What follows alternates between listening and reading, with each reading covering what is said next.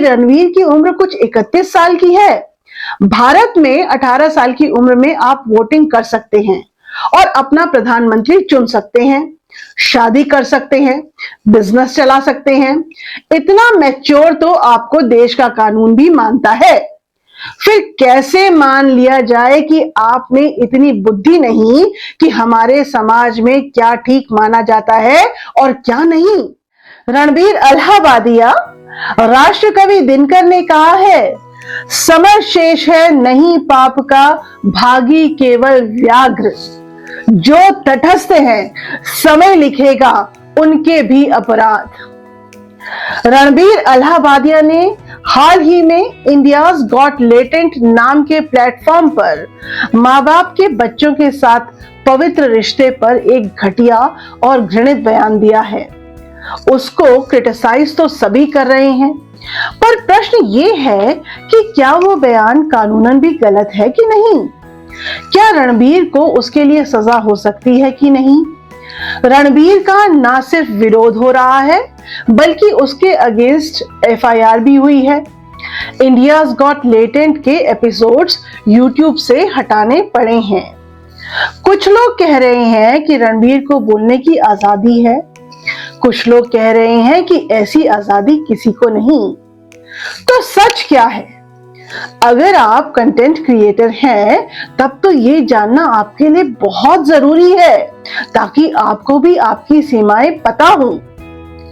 तो चलिए आज इस बात को साफ साफ और सीधे शब्दों में समझ लेते हैं। पर इससे पहले कि हम आगे बढ़ें, इस चैनल को सब्सक्राइब और लाइक कर लीजिए ताकि ऐसी ही जानकारी भरे वीडियोस आपको मिलते रहें। नमस्कार, मैं सुप्रभा और आप देख रहे हैं जिंदगी अनकट का, आपकी जानकारी आपकी ताकत। तो देखिए, हमारा कॉन्स्टिट्यूशन हमें कुछ फंडामेंटल राइट्स यानी मौलिक अधिकार देता है। इनमें से कुछ अधिकार भारत में सभी को मिले हैं, पर कुछ अधिकार सिर्फ भारत के नागरिकों को मिले हैं। इनमें से एक अधिकार है आर्टिकल 19(1)(a। ये हमको right to freedom of speech और एक्सप्रेशन देता है, यानी बोलने और अभिव्यक्त करने की आजादी यानी फ्रीडम देता है। पर क्या आप इस अधिकार का प्रयोग करते हुए किसी को भी कुछ भी बोल सकते हैं? नहीं, ऐसा नहीं है, क्योंकि संविधान का अगला आर्टिकल यानी 19(2) यह भी कह देता है कि सरकार ऐसा कानून बना सकती है जो आपके बोलने के अधिकार पर रीजनेबल रिस्ट्रिक्शन लगा दे। अब वो कौन कौन से मामले हैं जिनमें सरकार आपके बोलने की आजादी को रोक सकती है? तो वो मुद्दे हैं कि अगर आपकी बात, पहला, भारत की संप्रभुता और अखंडता से खिलवाड़ करती हो, या देश की सुरक्षा को खतरे में डालती हो, या दूसरे देशों के साथ संबंध को खराब कर सकती हो, या कोर्ट की अवमानना करती हो, या मानहानि करती हो, या हिंसा फैलाती हो। इसके अलावा सरकार इस अधिकार पर तब भी लिमिट लगा सकती है अगर आपकी बात शालीनता या नैतिकता की सीमा को तोड़ देती हो। अब आप खुद देख लीजिए कि क्या रणवीर अलाहाबादिया की बात शालीनता या नैतिकता की सीमा को पार नहीं करती थी। इसके अलावा उसी इंडियाज गॉट लेटेंट के एपिसोड में अपूर्वा मुखीजा ने भी महिलाओं के शरीर के ऊपर बिल्कुल बेहुदा और शालीनता सीमाएं लांघते हुए बात कही थी। उसके बाद समय रैना और आशीष चंचलानी के साथ साथ वहां बैठे लोगों ने ठहाके लगाए थे। क्या यह शालीनता है? अगर नहीं तो फिर इस तरह के बयानों को बोलने की आजादी मानने की छूट तो हमारा कॉन्स्टिट्यूशन भी नहीं देता। इसलिए जो रणवीर और उनके साथियों ने किया वो पिछले 70 साल से अपराधी है और हर नागरिक इसको जानता है। और फिर रणवीर तो आम नागरिक नहीं है, उसको करोड़ों लोग सुनते हैं, उसकी लीगल टीम भी होगी। इसी तरह समय रैना की भी लीगल टीम होगी। उन्होंने उनको बताना चाहिए था कि ऐसा बयान देकर आप अपराध कर रहे हैं और अगर बेहुदा बयान दे ही दिया गया था तो उसे बीप या एडिट किया जा सकता था या पूरी तरह हटाया जा सकता था, पर ऐसा नहीं किया गया। पूरा एपिसोड उस बयान के साथ अपलोड किया गया, यानी सब सोच समझकर किया गया, सब सोच समझकर हुआ, व्यूज के लिए हुआ, पॉपुलैरिटी के लिए हुआ। अब एक जरूरी बात और जान लीजिए, जिससे कि आप रणवीर और उस जैसे लोगों के अपराध को और बेहतर तरीके से समझ जाएंगे। दरअसल शुरू में जब संविधान बना था तो बोलने की आजादी पर कोई रोक नहीं लगाई गई थी, पर पहला साल बीतते बीतते हालात बदलने लगे। कई लोग बोलने की स्वतंत्रता को गलत तरीके से इस्तेमाल करने लगे। इसलिए संविधान बनाने के साल भर के अंदर ही यह मुद्दा उठ गया था कि क्या बोलने की स्वतंत्रता असीमित है? क्या सरकार के हाथ बंधे हुए हैं? मान लीजिए कि कोई व्यक्ति महिलाओं के लिए अभद्र भाषा बोले या देश को अपमानजनक शब्द बोले या खुलेआम पब्लिक में गाली गलौज करे, तो क्या सरकार उसको रोकने के लिए कोई कानून नहीं बना सकती? इसी सब को देखते हुए संविधान बनने के एक साल के अंदर यानी 1951 में संविधान में संशोधन करना पड़ा। इनफैक्ट ये संविधान का पहला अमेंडमेंट था। इस अमेंडमेंट के बाद से अब सरकार ऐसे कानून बना सकती है, और ये कितना जरूरी था कि ये उस बिल को पढ़ने से पता लगता है जिससे ये अमेंडमेंट किया गया। उस बिल में लिखा गया था कि आर्टिकल 19(1)(a) में जो बोलने और अभिव्यक्ति की स्वतंत्रता दी गई है उसको कुछ कोर्ट इतना व्यापक मानने लगे हैं कि कई बार कोई व्यक्ति हत्या और हिंसा जैसे अपराधों की वकालत करता है, फिर भी उसे दोषी नहीं ठहराया जाता।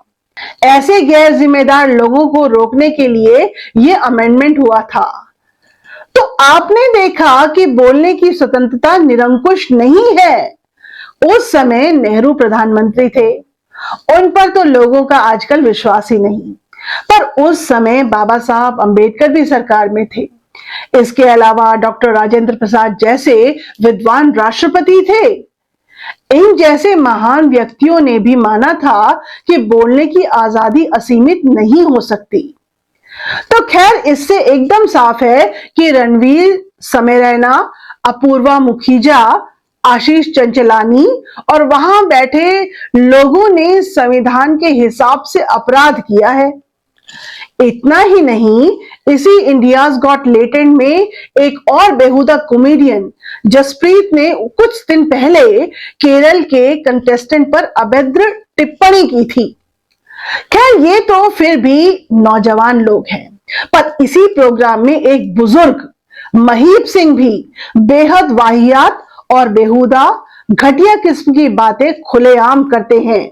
उनकी बातें तो साफ साफ मां के रिश्ते के इर्द गिर्द या धर्म पर घटिया, भद्दी और घृणित बयानों से भरी होती है। मैं ये नहीं कह रही कि वो धर्म को क्रिटिसाइज करते हैं, वो करना उनका एक हक है, अगर शालीन और सभ्य भाषा में करें, ताकि किसी का असम्मान ना हो और उस धर्म के आधुनिक समर्थकों को उसमें सुधार में सहायता मिले। पर वो ऐसा नहीं करते, वो सीधे सीधे गाली भरे कामुक शब्दों का प्रयोग करते हैं। इन सारे लोगों ने समय समय पर शालीनता की सीमाओं को बार बार तोड़ा है, वो भी अपराध है।